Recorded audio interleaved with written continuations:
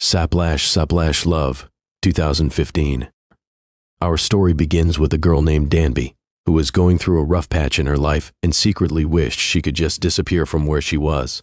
That's when she noticed a puddle nearby filled with rainwater from a recent downpour. Curious, she walked closer and peered into it, and to her shock, she saw people dressed in strange old-fashioned clothes reflected in the water. They seemed to be praying desperately for rain, mentioning that their land hadn't seen a drop of rainfall in 3 years and that people were dying because of the severe drought. Before she could process what she was seeing, Danby impulsively jumped into the puddle and found herself transported directly into the middle of that very gathering, standing among the people who were praying for rain. Everyone stared at her in shock, and she stared right back, confused. She asked them if they were filming some kind of historical drama, but the king standing there found her behavior bizarre and unsettling. Nervous and on edge, he demanded to know if she was some kind of witch. Startled, Danby tried to explain that she wasn't a witch at all, just an ordinary high school student. She rambled that language changes a lot over the years, but her modern way of speaking only convinced the onlookers that she was reciting some sort of magic spell, which terrified them even more. Soldiers quickly surrounded her with swords drawn. Realizing the blades were very real, Danby did what she does best. She started making things up on the spot. She claimed she knew exactly why she had arrived, to bring the rain to them. Hearing this, everyone bowed their heads before her. She told them to repeat a strange chant 50 times. After they finished repeating her nonsense phrase 50 times and finally lifted their heads, Danby had already vanished from that spot. She ran off and ended up in a place filled with religious robes hanging around. She quickly changed into one of these outfits to blend in with the crowd, then found a quiet corner to sit down. Meanwhile, the king was addressing his people, insisting that they needed to stop relying on superstition and instead focus on advancing science and mathematics if they wanted a better future for the kingdom. A priest immediately objected, calling it all nonsense. He argued that science could never help them truly understand nature, and that the drought was happening because the gods were angry with the king. If the king wanted rain, he needed to perform a special ritual with the queen. Danby, meanwhile, had dozed off comfortably during this entire meeting. When she woke up, she realized her phone was missing, so she stepped out to search for it. But the king's trusted guard, Saito, caught her and brought her before the king. While waiting for the king to arrive, she thought to herself that if it rained, she could finally return home. But then she remembered it hadn't rained in 3 years here. When the king arrived, he accused her of trying to make a fool of the entire kingdom and declared she had no right to live. Terrified, Danby began begging for her life, insisting she was just a student who had accidentally ended up here from the future. She had no idea how. Facing death, her whole life began flashing before her eyes, and she recalled the events that had led her here. Danby had been an ordinary 12th grade student. Her university entrance exam was just days away, but she was terrible at mathematics. Every time she sat down determined to study, she'd end up falling asleep instead. This frustrated her math teacher immensely. One day, the teacher called her up in class to solve a problem, and just like always, she failed. Humiliated in front of everyone, she went home and, like any responsible student, turned on the TV and started playing games on her phone. Her mother walked in, and like most mothers, scolded her, pointing out that she remembered song lyrics perfectly but couldn't remember anything from her studies, calling her a complete failure, just like her father. After enduring more taunts, her mother settled down to watch her favorite drama. Danby, unable to stand watching her mom's show, left the house to meet her friend instead. But her friend also lectured her, warning that this was her last real shot at getting into college. If she failed this time, her entire future would be ruined. The next morning, Danby woke up late and rushed to the exam center. Today was the big day. Her mother encouraged her before she left, telling her to give it her best and assuring her she'd surely get into a good university. Danby was a nervous wreck, especially worried about the math section, and kept studying even on the bus ride there. Just as the bus stopped, it started raining. In her hurry, she had forgotten her umbrella and had to run through the rain toward the exam hall. But the moment she reached the entrance, her heart began racing uncontrollably. She felt completely unprepared, and a panic attack hit her. Overwhelmed by the fear of failing, she ran away from the exam hall altogether. She sat there in the rain, and that's when she spotted the very puddle she had jumped into. Back in the past, trying to prove to the king that she was truly from the future, Danby attempted to share historical facts, but nothing convinced him. Thinking quickly, she blurted out a lie, that she was actually brilliant at mathematics. The king lowered his sword and challenged her to prove it, handing her a difficult problem to solve. Her handwriting was messy, but the diagram and solution she produced were so impressive that the king was left speechless. He told her that even the greatest minds in his kingdom took 3 days to solve that very problem, and she had done it in under a minute. From that moment on, everyone began looking at her as some kind of genius, even though back in her own time she was considered hopeless at math. But compared to the people here who were still stuck on basic arithmetic, she looked like a prodigy. The king then made her an offer. If she taught his people mathematics, he would personally guarantee her safe return home. With no other option, Danby agreed. Her very first student was the king himself. He also informed her that from now on she'd have to live disguised as a boy, since regardless of when she came from, women weren't allowed to be teachers in this era. Danby was stunned to learn that the king didn't even know how to count. She started teaching him from the very basics, numbers, then addition, subtraction, multiplication, and so on. Within days, the king had an important math test coming up. He had made a wager with a representative from a neighboring kingdom, and the contest was fast approaching. He warned Danby that if he lost, she would be the one punished. Terrified, she threw herself into teaching him with everything she had, while Saito sat nearby playing soothing music to help the king concentrate. Progress was slow, and one day, frustrated, Danby smacked the king on the forehead. Saito immediately drew his sword on her, since touching the king without permission was a grave offense, even something as minor as a light slap. But the king stopped Saito from punishing her. Just then, they noticed the queen approaching, so the king quickly hid all the math papers and pretended he was practicing music instead. One day during a meal, the king noticed Danby watching him for a while and invited her to join him for dinner. But Danby wasn't fond of the food. When the king asked what was wrong with it, she took him into the kitchen and showed him a packet of instant noodles. He found them a bit too spicy, but admitted the taste was incredible. When Danby warned him to drink water if it got too spicy, he refused and slurped down the entire bowl anyway. The next day, everyone heard the king screaming in pain, and Danby rushed to check on him. She found symbols written on his face, meant to ward off what people believed was dark magic that had struck him. Removing the charm from near his ear, Danby explained that his stomach was simply upset from eating overly spicy noodles his body wasn't used to. There was no curse involved, just an unhappy stomach.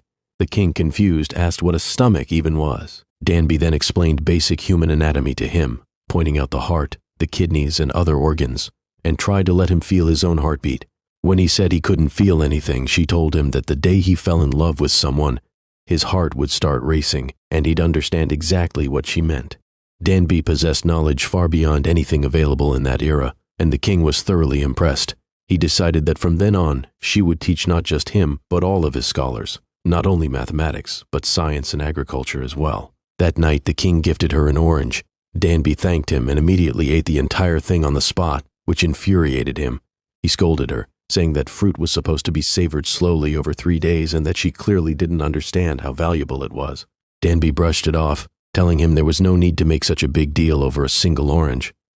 Later that day, the two of them played with a ball together in the palace grounds. It had been years since the king had run around and laughed so freely.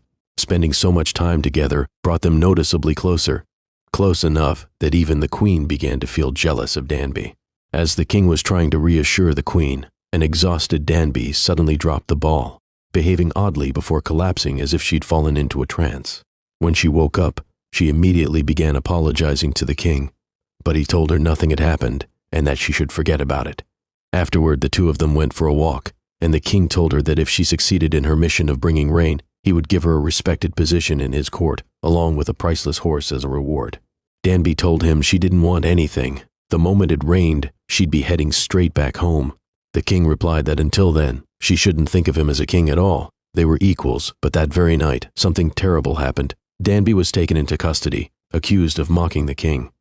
She was tied up with ropes and tortured, with everyone believing she was a boy. Just in time, the king arrived and freed her, declaring that this boy was an extraordinary genius, smarter than all of them combined. Hearing this, a priest stepped forward and demanded the right to test her himself.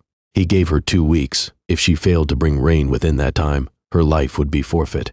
Danby refused to give up, spending her days and nights calculating everything she could. She tracked humidity levels in the air, trying to predict exactly when the rain would come. Eventually, she noticed the humidity had reached the right levels. Rain was coming soon, and sure enough, a few days later, it began to pour. Danby's heart soared with joy. She spotted the same puddle that had brought her there in the first place. She could have used it to go home right then, but she no longer wanted to leave without first completing what she'd set out to do for the king. She had developed a method to measure and store rainwater. Just then, the king remembered that Danby would vanish the moment the first rain fell, and he rushed toward her home. He found her standing alone, crying. He was deeply moved by how hard she had worked. He took her hand and pressed it against his own chest. His heart was pounding wildly, making it clear that he had fallen for her. Meanwhile, the priest summoned Saito and ordered him to kill the boy, convinced that Danby truly was from the future. Saito quickly found the king and Danby and warned them that people inside the palace were plotting to kill her. The king immediately sent Danby into the forest to keep her safe from the attackers for a while. Back at the palace, the priest tried to convince the king to forget everything the boy had taught him, insisting they needed to hold on to their traditions and ignore such foolish new ideas. But the king ignored him completely and set out to find Danby himself. In the forest, a group of attackers spotted Saito and Danby. Saito quickly sent her ahead on horseback, while he stayed behind to face them alone. Danby kept riding until she reached a spot where she no longer knew which way to go. Then she remembered something the king had once told her, that the sun always rises from the direction she needed to head toward. Following the sunlight, she pressed forward, and the king was already waiting for her up ahead. That night, the two of them sat together in a quiet, private spot, gazing up at the stars. Danby mentioned that in the future, people rarely get to see so many stars. But the king changed the subject and confessed that he had started falling for her. He shared his dream of creating a new writing system that everyone could easily learn to read and write. Suddenly, something clicked for Danby. She pulled out a note from her pocket. In the future, this very king's portrait would appear on Korean currency. In that moment, she realized he was destined to accomplish something truly monumental. The next morning, Danby woke up to find people dressing her up like a bride. Confused, she had no idea what was happening. It turned out this was all arranged by the king's mother. Having noticed how close the king and Danby had become, and knowing that a king could take on companions besides the queen, the mother had decided to prepare Danby to become the king's first consort. Terrified upon hearing this, Danby fled from the group in a panic. A servant informed the king that she had run away, and he furiously went looking for her. When he finally found her, he grabbed her hand and pulled her toward his chambers. Danby tried to resist, reminding him that he had promised they would only be friends, insisting she was only 19 and pleading with him not to force anything on her. The king responded that she had, in fact, come of age. 3 years had passed since she'd become an adult, so she wasn't a child anymore. He assured her, though, that he had no intention of forcing anything on her. This whole situation was entirely his mother's doing, and he had nothing to do with it. Still, for the time being, they would need to stay together in the same room, since everyone was watching closely. The next morning, Danby spoke with the court musician, who asked her if she still wanted to return to the future. She didn't answer, clearly troubled. That same night, she looked over the new calendar system she had helped design, one that would give people an accurate way to track days and months. Afterward, the king came to show her something he had been secretly working on for a while, a brand new writing system, one that would be simple enough for ordinary people to learn. He didn't want literacy to remain a privilege for only a select few. He thanked Danby sincerely, telling her that none of this would have been possible without her. As they walked together to the middle of the hall, the king sat her down and placed a royal hairpin in her hair, a gesture that by tradition meant she was now betrothed to him. He asked her if she would stay with him here for the rest of her life.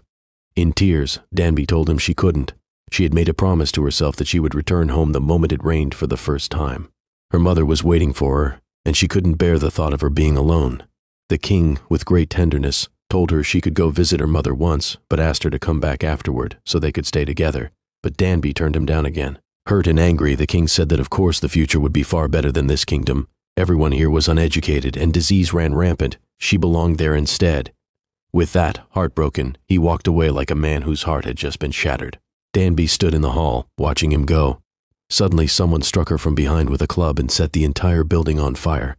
When the king realized something was terribly wrong, he risked his own life rushing back to save her.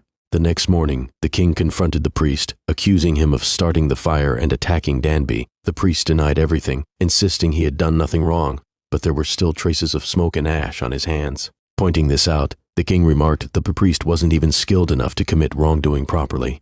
He then called Danby forward and asked if she recognized this man's voice from the attack. She nodded in confirmation. As it turned out, Danby had been carrying a book in her bag that had shielded her from the blade. Furious, the king confronted the priest, asking how he could do something like this, knowing how much it all meant to him. The priest argued that if the new writing system spread among the people, the youth would begin thinking for themselves, questioning things, and chaos would follow. Ruling would become far harder for the king. He declared he wasn't afraid to die, that his entire life was devoted to protecting the throne. The king responded that no matter how hard the priest tried to stop him, he would continue teaching his people to read and write. Life was short, he said, and there was no reason to fear a future world they wouldn't even be alive to see. But his words had no effect on the priest, who dropped to his knees and told the king to punish him however he saw fit.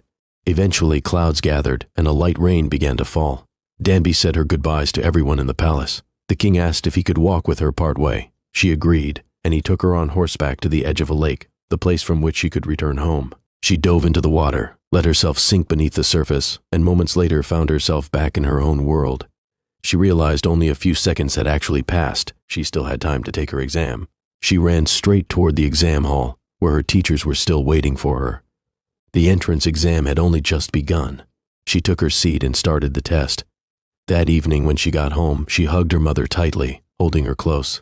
Danby had changed completely by then. Several months passed. One day, as she walked out of school, it started raining again. Suddenly, someone held an umbrella over her head. When she turned to look, she saw a young man who bore an uncanny resemblance to the king. He told her she had left her umbrella on the bus and should be more careful, or she'd end up soaked again. The two of them stood there, smiling quietly at one another,